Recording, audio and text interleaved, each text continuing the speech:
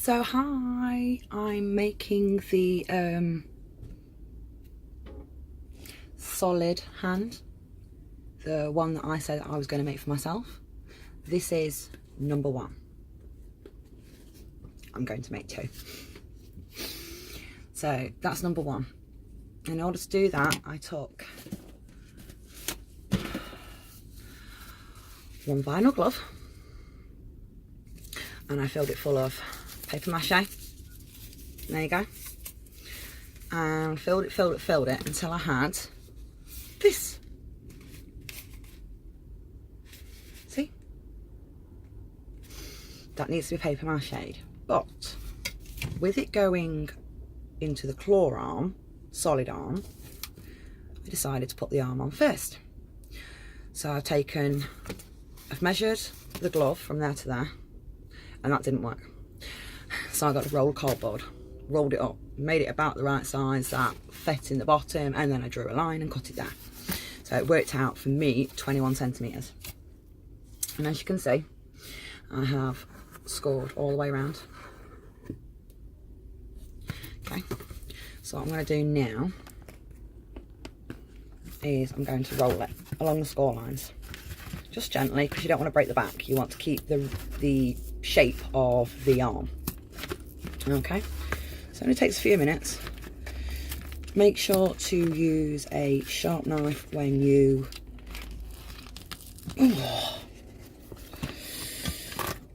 score it, and to make sure you score each line and not forget some because you were trying to rush through it before you did a video. Oops, silly me. So there we go. Sorry. So rolled it all up.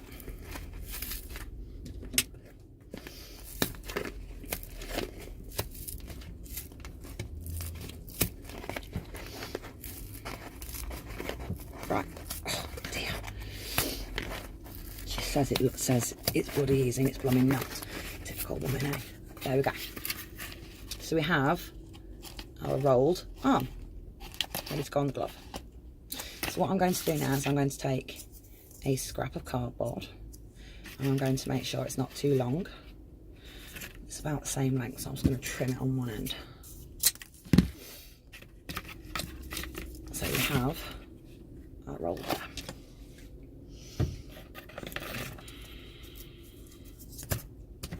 Hot glue gun. Watch your fingers, people. They're dangerous. And I've burnt myself many times on them. This shouldn't be too bad. It's only just been turned off. There we go.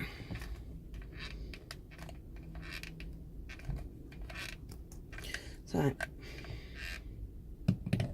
there we go. Nice squiggly line, squiggly, squiggly. You take one side of your circle of your arm, press it down about halfway, roll it round. Oops, make sure there's enough glue. I didn't wiggle that one enough. Flipping out. Needs a new stick. There we go. So it just needs a couple of minutes to stick. Squeeze. One arm. Done. Woohoo. So now we're going to take our glove.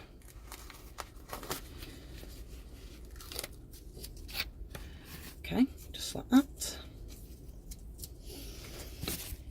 And we are going to, notice this is pre-stuffed. Pretty sure that's going to do. It doesn't really matter because these are going to be the solid set. So once you've had like 2 or 3 layers of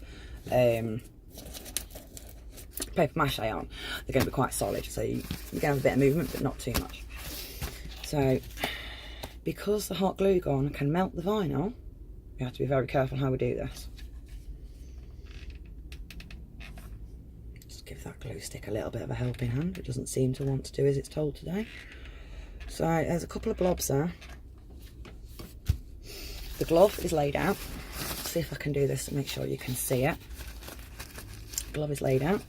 Take your roll with the hot glue gun on, hot glue on the bottom, and just place it inside the lip, just there. And just hold it down.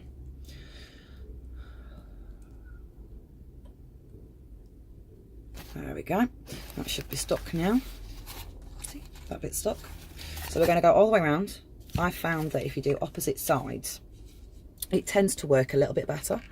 It makes the life a little bit easier for you.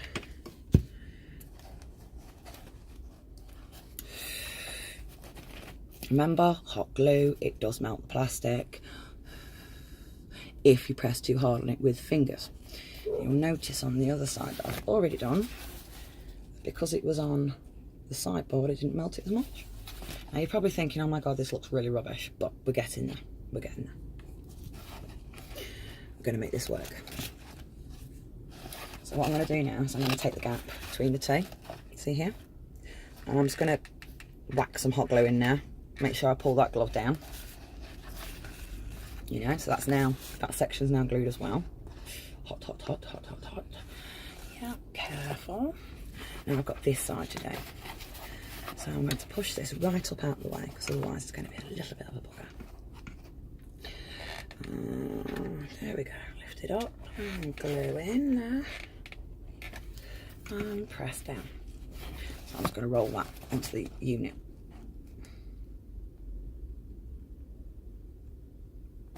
Okay.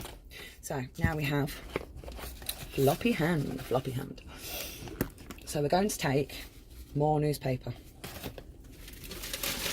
So take your newspaper, nice, big, firm balls, and get them shoved right down. Yeah, not too much because you don't want to pull the glove and rip it, but you do want to make sure that it's a little bit malleable, but it's solid, okay? I'm going to do that until we've filled the arm.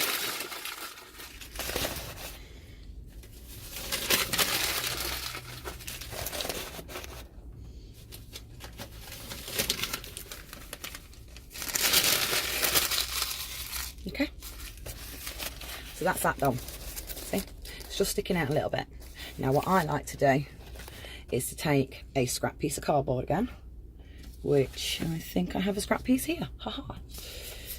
I work out the width, which is about that long, but I want it a bit longer. I want it about there. So what I do is I go draw. Yeah, so you see what I'm doing? No, you can't see because the camera's moved. So I've drawn little lines where it is. It's not very good.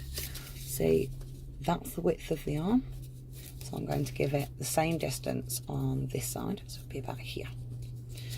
Most of my crafting is done by eye. It's very much, does that look okay? Does it fit? You make lots of mistakes very often. Very often, but it's just part of having fun, part of enjoying yourself. And my husband's probably sat in the gazebo right this minute going, she's talking to herself again. Did she have her meds this morning? Well, sorry to say, I did. Now I'm going to press. Oh. Well, even I can make mistakes. That'll do. Try this one again.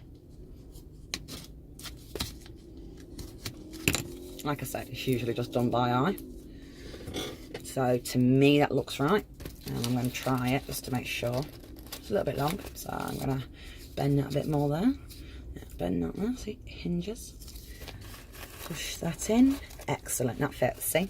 That fits. So now I'm going to hot glue on it.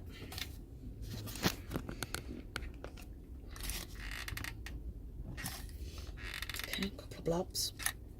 Doesn't have to be a lot, just enough. There we go. And that is going to hold everything inside for you. So you don't have to worry about, you don't have to worry about it all falling out or having to glue it in place. This does it for you, and it gives you plenty of room to work with.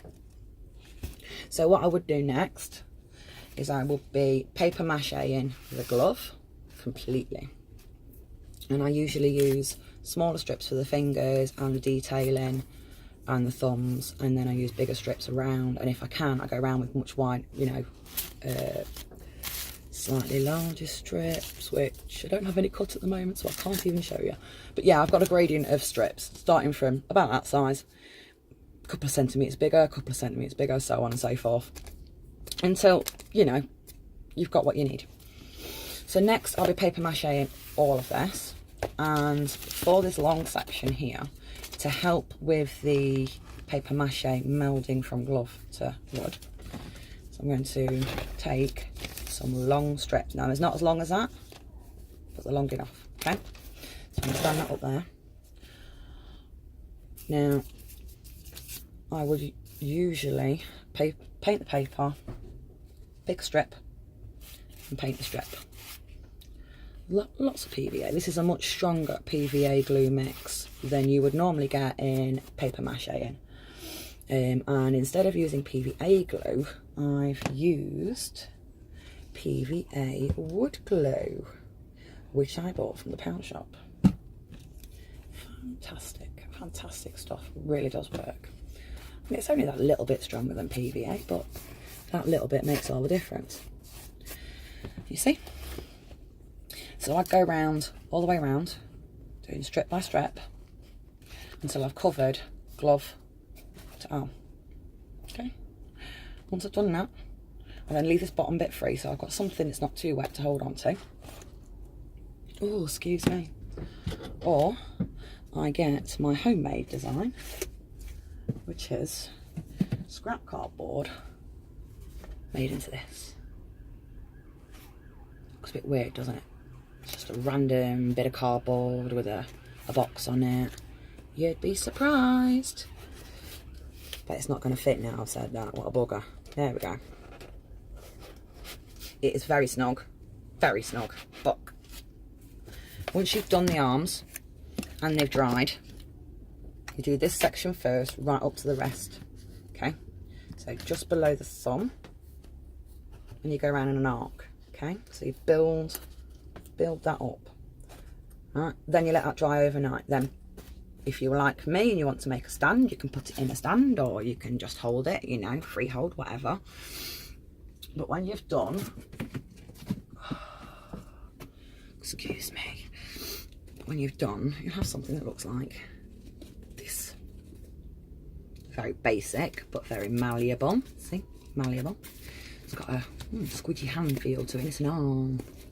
Now you could decorate this in many ways. You could paint this as like a tuxedo sleeve with the arm ripped off, and then add loads of paper mache and cotton wool on the end, and you know, dip it in some nice deep, but you know, crimson red kind of paint.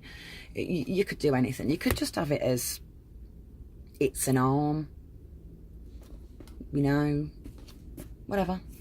It's all good fun. Excuse me. But so, yeah.